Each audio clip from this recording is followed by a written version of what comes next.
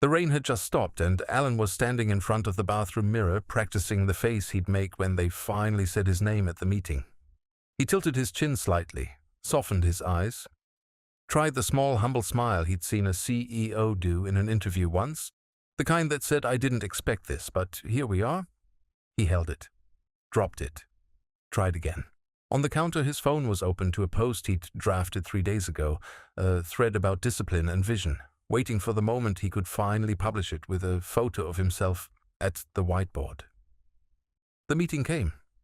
His name wasn't said. Someone else's was. Alan nodded along, clapped at the right time, and then walked back to his desk with his jaw set in a way he hoped looked thoughtful instead of hurt. He didn't eat lunch. He scrolled through the other person's LinkedIn twice, looking for something to hold against them. He found nothing, which made it worse.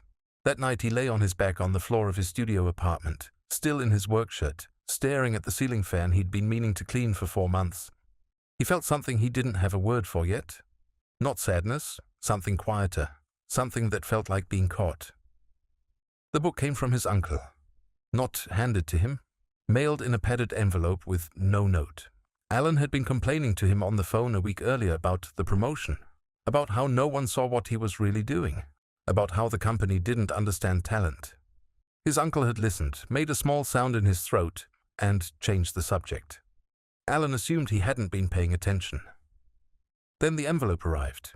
Inside, a used paperback, the cover scuffed, someone else's coffee ring on page 40. Alan almost put it in the drawer. Instead, he opened it that night because the Wi-Fi was slow and he'd already watched everything. He read a chapter about a young man who thought he was already great. Alan closed the book, opened it, closed it again. In the days that followed, Alan started noticing the rehearsed face in the mirror. The one he made before meetings, before dates, before walking into rooms. He caught himself practicing a laugh. He stopped mid-sentence one Tuesday and realized he had been telling the same story about himself for 3 years, polishing it each time so that by now he wasn't sure which parts had actually happened. He put his toothbrush down and just stood there, water running. He had always hated the quiet junior work. The spreadsheets, the formatting, the follow-up emails nobody thanked you for. He'd been doing them badly on purpose, some part of him convinced he was above them, that doing them well would mean admitting this was his actual job.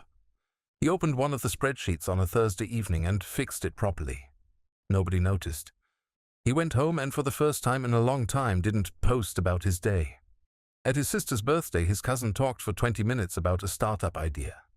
Alan felt the old thing rise in him, the urge to cut in, to correct, to one-up. He took a sip of water instead.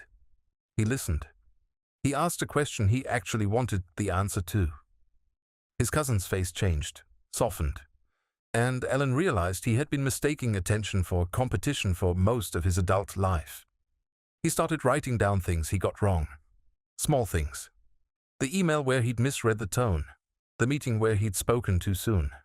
He kept the list in a cheap notebook in his kitchen drawer, under the takeout menus.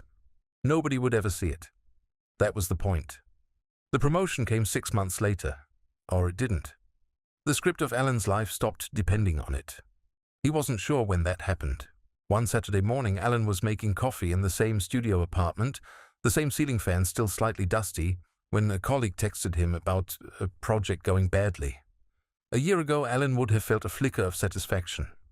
This time he just texted back, "What do you need?" and meant it. He put his phone face down on the counter. The coffee machine hissed. Out the window, a kid was dragging a too-big backpack down the sidewalk, stopping every few steps to adjust the strap. Alan watched him for a while. Then he drank his coffee standing up, in a quiet kitchen, thinking about how much of his life he had spent trying to be seen, and how little of it he had actually spent being useful.